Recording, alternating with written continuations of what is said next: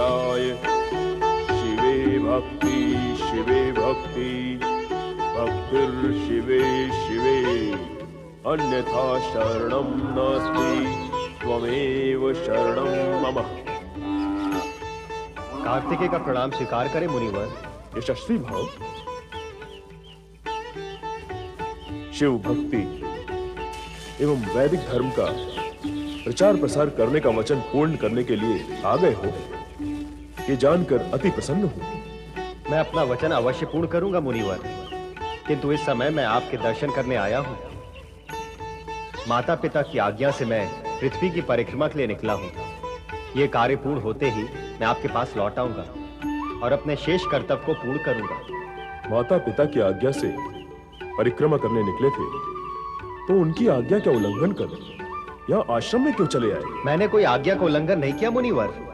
पृथ्वी की परिक्रमा करते समय मार्ग में आपका आश्रम आया, तो आपके दर्शन का लोभ भी मन में आ गया। दर्शन सत्य है, किंतु दर्शन का लोभ सत्य नहीं है। यहाँ आने का अन्य कारण भी है। हाँ पूज्यवर, अन्य कारण भी है। क्या? पृथ्वी की ये परिक्रमा मेरे और छोटे भाई गणेश के बीच एक स्पर्धा है, और छोटे भाई को पराजित कर मैं विजयी होना नहीं चाहता। क्यों? यदि ऐसा हुआ तो जगत में सदा सदा के लिए बड़े भाई के बड़प्पन के प्रति साधारण जन का विश्वास ही उठ जाएगा। जगत का विश्वास प्राप्त करने के लिए तुम क्या स्पर्धा में होने वाली विजय को खो दोगे? जगत के विश्वास की प्राप्ति से बड़ी विजय और क्या है मुनिवर? उसके सामने अन्य सभी विजय तुच्छ हैं। ऐसा ही है और ऐसा ही होगा। यशस्वी भाव, मन प्रसन्न कर दिया है तुमने। जिस शिव भक्ति और वैदिक धर्म का प्रचार तुम करना चाहते हो, उसका व्यवहार तो तुम्हारे जीवन में उतर चुका है। तुम अपने अभियान में अवश्य सफल होगे कार्तिकेय। आज्ञा दीजिए मुनिवर, गणेश मेरी प्रतीक्षा कर रहा होगा।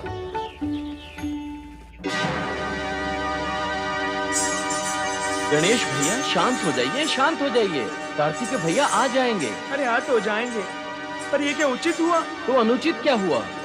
मैंने अपने माता पिता की परिक्रमा करके पृथ्वी परिक्रमा को छोटा बना दिया। क्या ये उचित हुआ?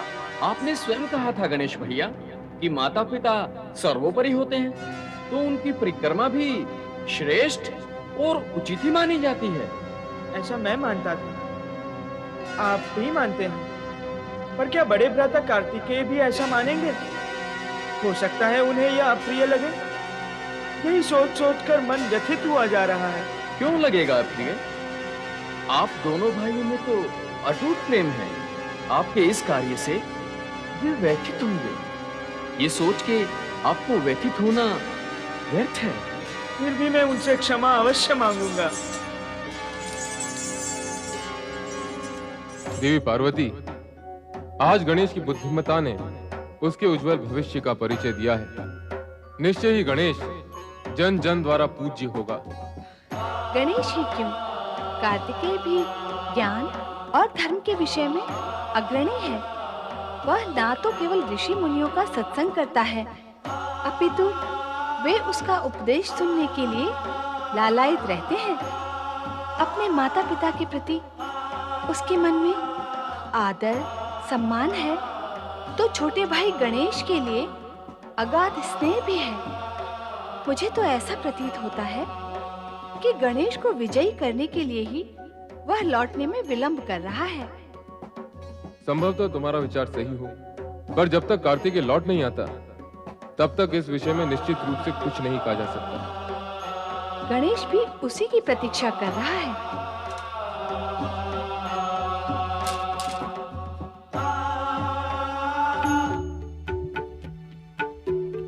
गणेश भैया, वो देखो, कुमार कार्तिकेय आ गए।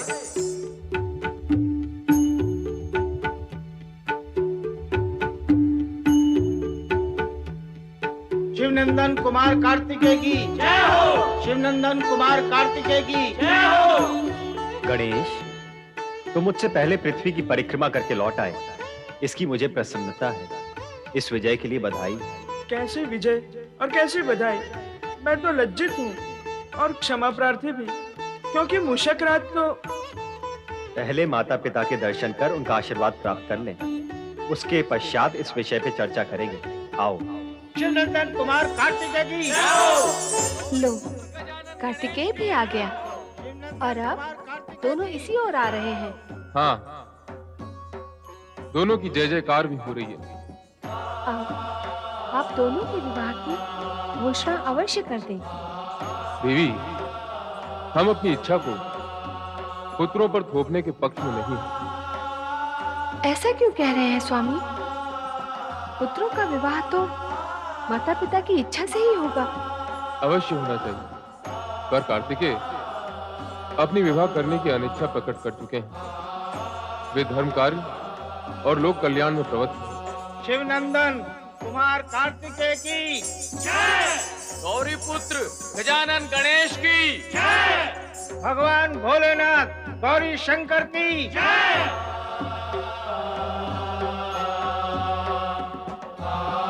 तुम दोनों ही पृथ्वी परिक्रमा में विजयी रहे हो। गणेश ने अपने बुद्धि कौशल से माता पिता की परिक्रमा करके पृथ्वी परिक्रमा का पुण्य प्राप्त किया और कार्तिकेय ने पृथ्वी की परिक्रमा करके माता पिता की आज्ञा का पालन किया। ओम नमः शिवाय। ओम नमः शिवाय।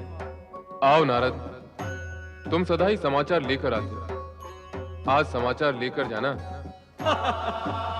भगवान, क्या है वो शुभ समाचार जो कैलाश से प्रसारित होने जा रहा है? मैं भी तो सुनूं। गणेश और कार्तिकेय दोनों ही पृथ्वी की परिक्रमा स्पर्धा में विजयी होकर लौटे हैं। निस्संदेह शुभ समाचार है। स्पर्धा में दोनों का विजयी होना जगत के लिए शुभ संदेश है। शुभ संदेश कैसे नारद? माता, प्राय स्पर्धा में ईर्ष्या, अहंकार और दुर्भावना गतिमान रहती है, परंतु ये स्पर्धा जगत की अनूठी स्पर्धा मानी जाएगी। स्कंद कुमार कार्तिकेय मंद गति से अपने वाहन मयूर पर जा रहे थे ताकि अनुज गणेश की विजय हो, और गणेश ने विजय की लाभ या लोभ से नहीं, माता पिता की आज्ञा का पालन पूर्ण करने के हेतु माता पिता की परिक्रमा की।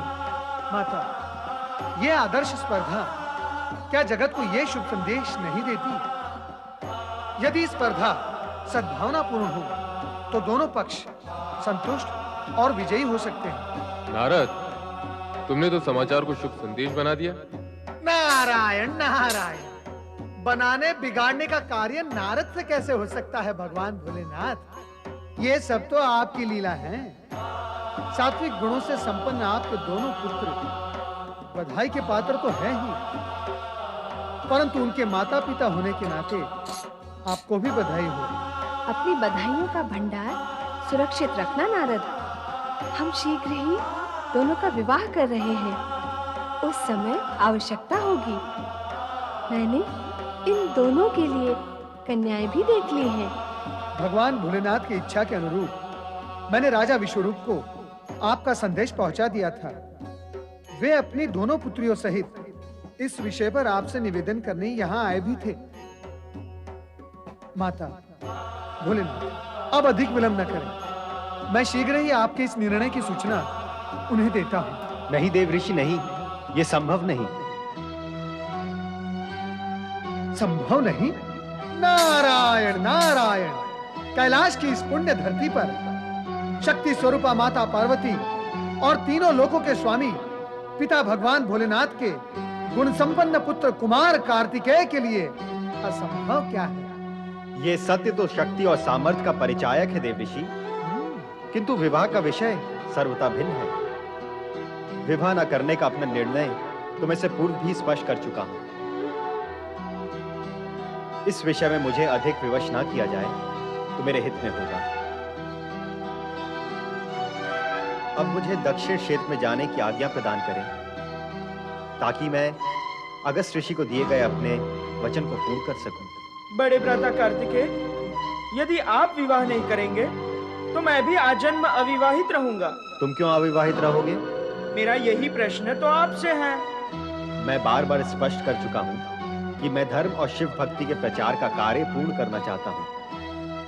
मेरे जीवन का उद्देश्य और मार्ग भिन्न है। विवाह इसमें बाधक है, लेकिन तुम्हारे साथ ऐसी कोई स्थिति नहीं, इसलिए तुम्हें विवाह करना ही चाहिए। गणेश, हम कार्तिकेय को विवाह के लिए बाध्य नहीं कर सकते। स्थिति स्पष्ट है, अब तुम्हें विवाह करना ही चाहिए। हम राजा विश्वरूप को वचन दे चुके हैं। अब तो बुद्धि और सिद्धि का विवाह गणेश से ही करना होगा। नारद, तुम राजा विश्वरूप के पास जाओ और उन्हें सूचित करो कि वे विवाह की तैयारियां आरंभ करें। कार्तिकेय, तुम गणेश के विवाह के पश्चात ही दक्षिण जा पाओगे। जैसी आपकी आज्ञा मां। मैं गणेश के विवाह के पश्चात ही दक्षिण जाऊंगा। अर्थात गणेश के विवाह का शुभारंभ शुभ ही शुभ होगा, मंगल ही मंगल होगा। बोलिए मंगल मूर्ति गजानन गणेश की, मंगल मूर्ति गजानन गणेश की। श्वेतांगो सरनेत्र हस्ति वदन कंठे च मुक्तावली देवानां प्रमुखोऽस्ति शंकरसुतो शतचंद्रवच्छान्तिदः विघ्नानां प्रतिकारकार्यकुशल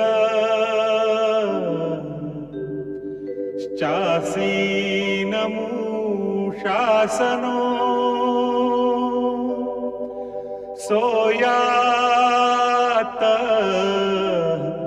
गणनाथ भार्य यमने भूयाच्च सन्मंगलम्।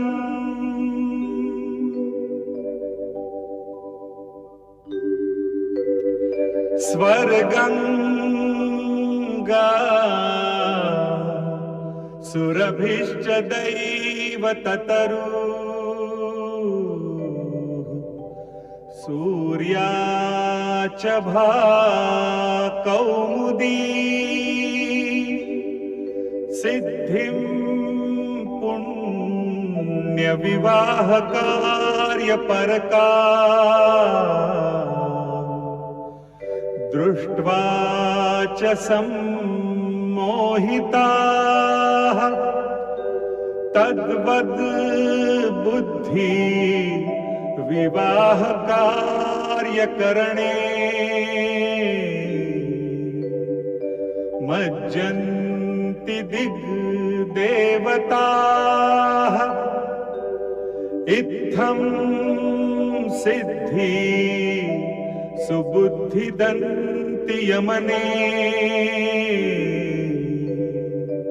कुर्वन्तु वो मंगलम्।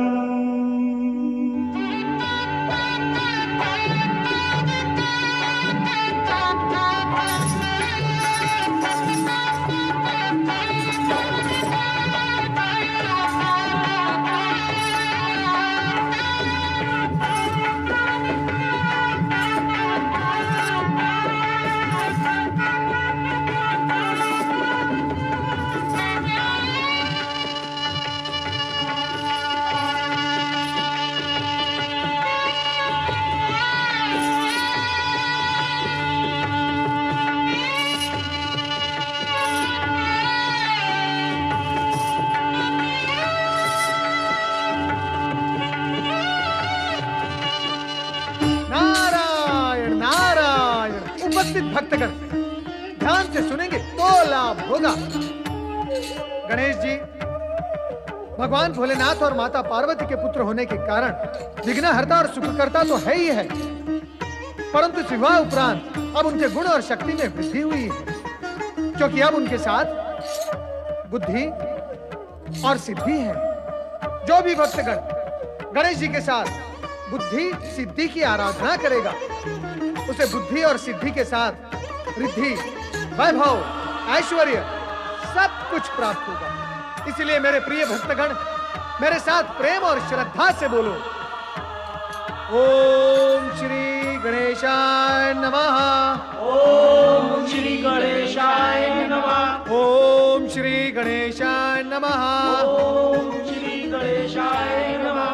ओम नमः शिवाय। ओम नमः शिवाय। जय गौरी शंकर। जय गौरी शंकर। तेजस्वी यशस्वी भव।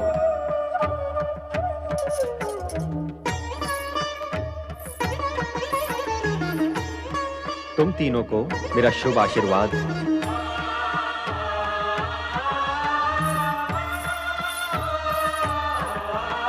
जगत का कल्याण ही कल्याण करते रहो।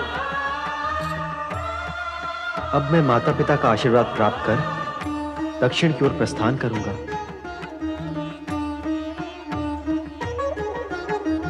माताश्री, पिताश्री, आपकी आज्ञा और आशीर्वाद का इच्छुक हूं। आप अपने बड़े भ्राता को दक्षिण की ओर जाने से रोकते क्यों नहीं? व्यर्थ है उन्हें रोकना। दक्षिण ही उनका कर्म क्षेत्र है। वे वहां जाकर धर्म और भक्ति की नई परंपरा को सूत्रपात करेंगे तथा अन्य देवी देवताओं से अधिक पूज्य होंगे।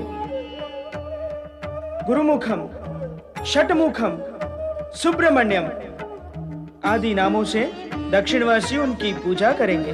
इंद्रसेन सदा ही शिव भक्ति में लीन रहते थे।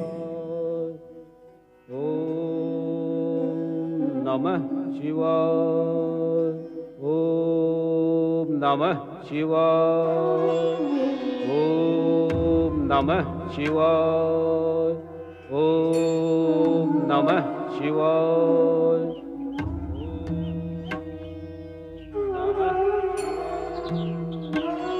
अरे रुक क्यों गया? चल आगे बढ़। तनिक सुनो माँ, ध्यान से सुनो। क्या सुनूं? क्या तुम्हें कुछ भी सुनाई नहीं देता माँ? इन दो कानों से तो मुझे कुछ भी सुनाई नहीं देता, पर तेरे भी तो चार कान नहीं है। ऐसा क्या है जो मैं नहीं सुन सकती और तू सुन रहा है? ओहो माँ, कान से नहीं, मन से सुनो, मन से, फिर तुम्हें भी सुनाई देगा। क्या सुनाई देगा? ओम नमः शिवाय। ओम नमः शिवाय। ओम नमः शिवाय।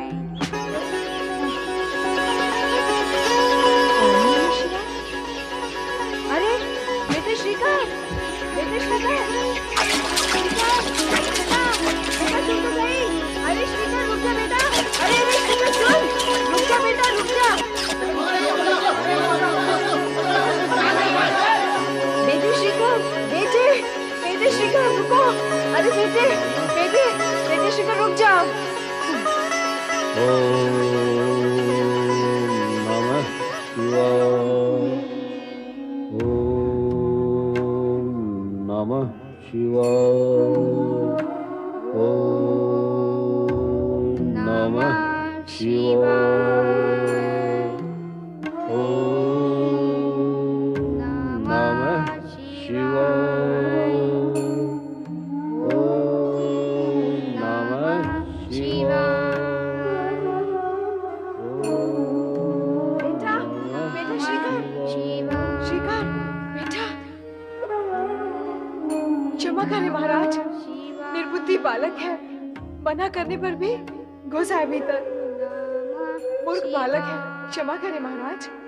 इसे मूर्ख क्यों कहती हो माता? इसे शिव भक्त क्यों नहीं कहती? ये तुम्हारा पुत्र है ना? हाँ, हाँ महाराज, मेरा पुत्र है। तुम्हारे पुत्र के मन में भगवान शिव के प्रति प्रगाढ़ श्रद्धा है माता। कैसी श्रद्धा और कहाँ की श्रद्धा? मूर्ख बालक के मन में कहाँ से होगी श्रद्धा? चलो यहाँ से। क्षमा करें महाराज, आप इसकी मूर्खता के लिए इसे क्षमा करें महाराज। चल चल उठ, चल घर चल, चल चल घर चल, चल। छोड़ दो ना माँ, चल छोड़ दो, चल छोड़ दो, चल।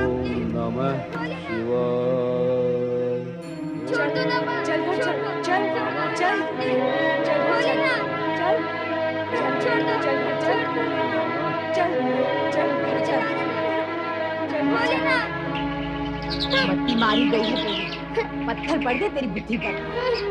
तू महल में घुसा तो घुसा, राजा जी के पूजा कक्ष में भी जा घुसा। वो तो राजा जी ने उन पर दया की, नहीं तो तुझे और मुझे दोनों को कारावास में डाल देते। जीवन भर सड़ते रहते वहाँ। देख, आगे से वहाँ जाने की मूर्खता कभी मत करना। किंतु माँ, मैं अपनी इच्छा से तो वहाँ नहीं गया था। नहीं नहीं, तुझे तो राजा जी ने बुलाया था।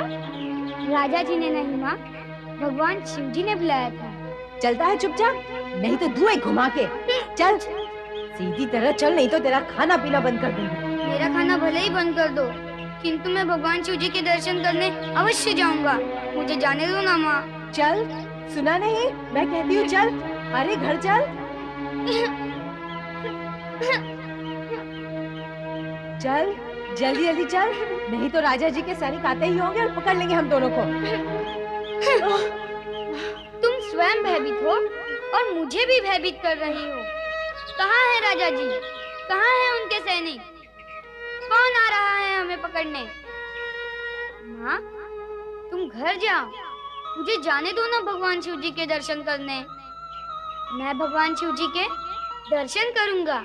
फिर वही मूर्खों जैसी बातें। अरे दुर्बुद्धि, भगवान के दर्शन करते हैं राजा महाराजा, शिव उन्हीं को दर्शन देते हैं। हमें क्यों देने लगे भला वो दर्शन? ऐसा क्यों कहती हो माँ? भगवान राजा या रंक में भेद नहीं करते, वो सभी के होते हैं और सभी को दर्शन देते हैं। तू नहीं मानेगा? तुम ही मान जाओ ना माँ, मुझे जाने दो ना भगवान शिव जी के दर्शन करने। चुप हो जा और चल घर चल। छोड़ो छोड़ो, मैं तो चला भगवान शिव जी के दर्शन करने। ओम नमः शिवाय, ओम नमः शिवाय, ओम नमः शिवाय, ओम नमः शिवाय, ओम नमः शिवाय, ओम नमः शिवाय। कहाँ जा रहा है तू? नदी में गहरा पानी है रे बेटा, रुक जा श्रीकर।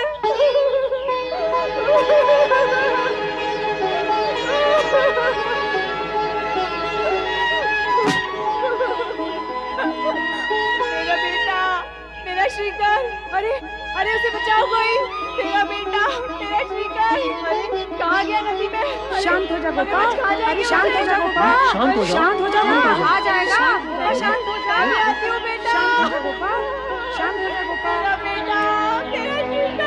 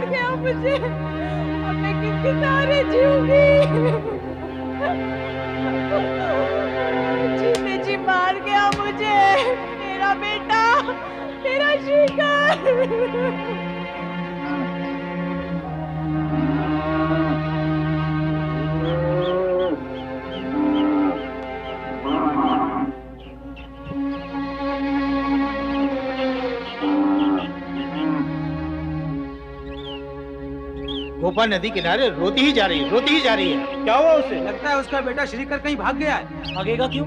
कहीं गया होगा, आ जाएगा। वो शिव जी की भक्ति में बावला होकर नदी में कूद पड़ा। नदी में कूद पड़ा? अब उस बेचारी गोपा का क्या हाल हुआ होगा रोते रोते। अरे उसे कोई धीरज तो बंधा। हाँ, उस निर्धन का धन तो उसका बेटा श्रीकर ही है। अब खड़े खड़े यहाँ दया ही दिखाते रहोगे?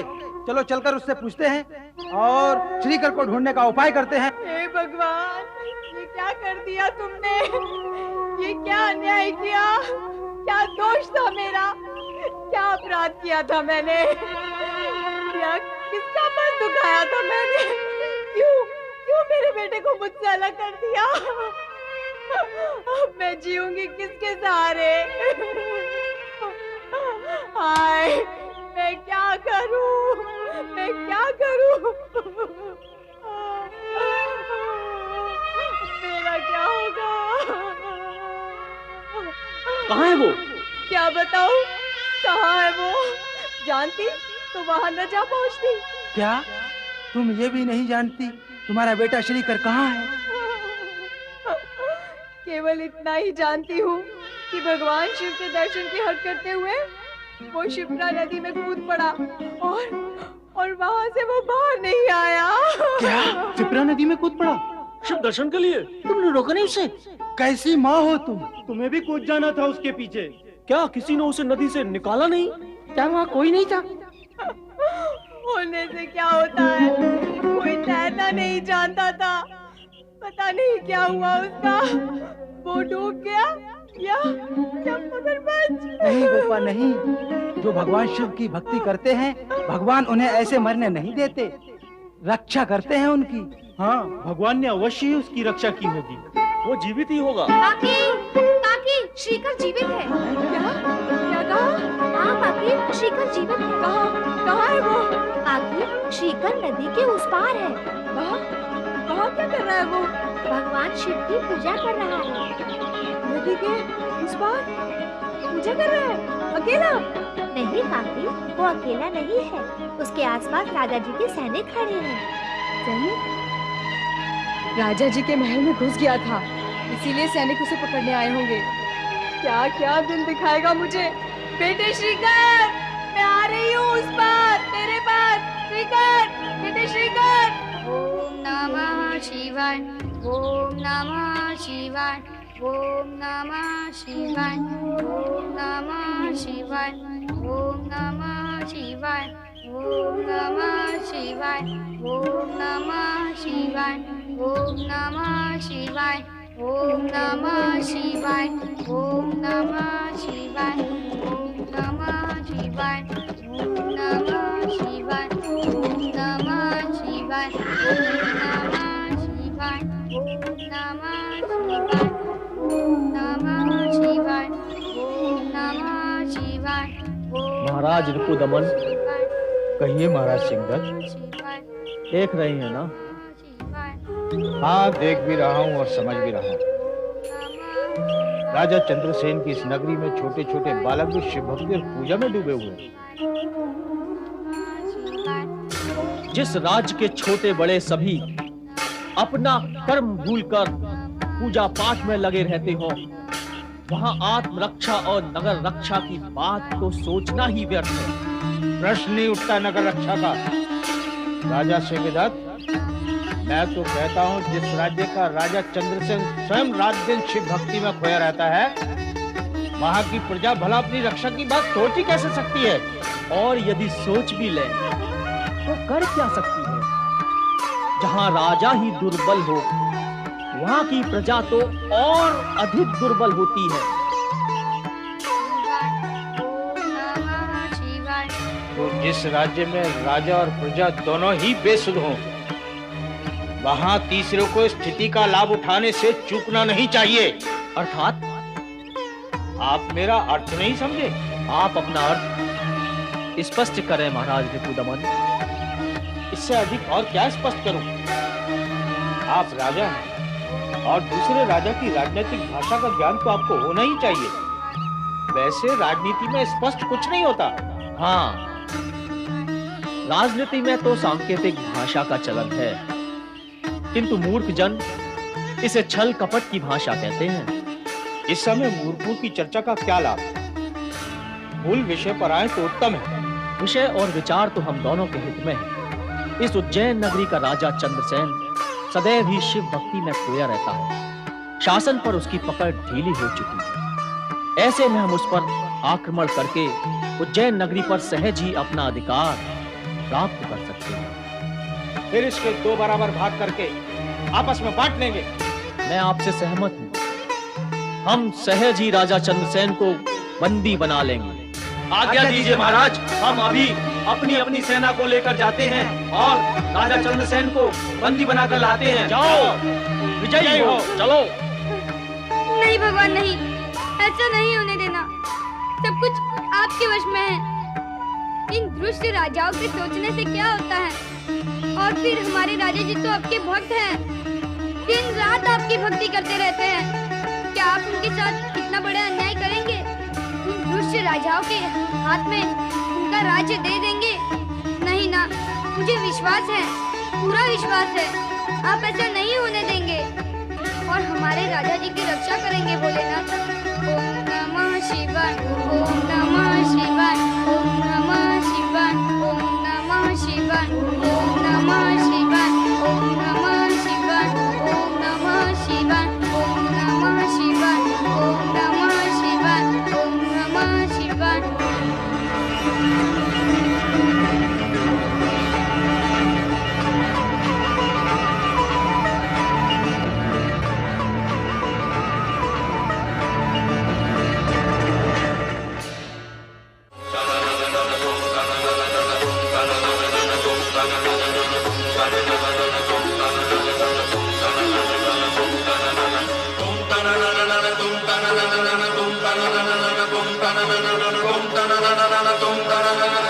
Tum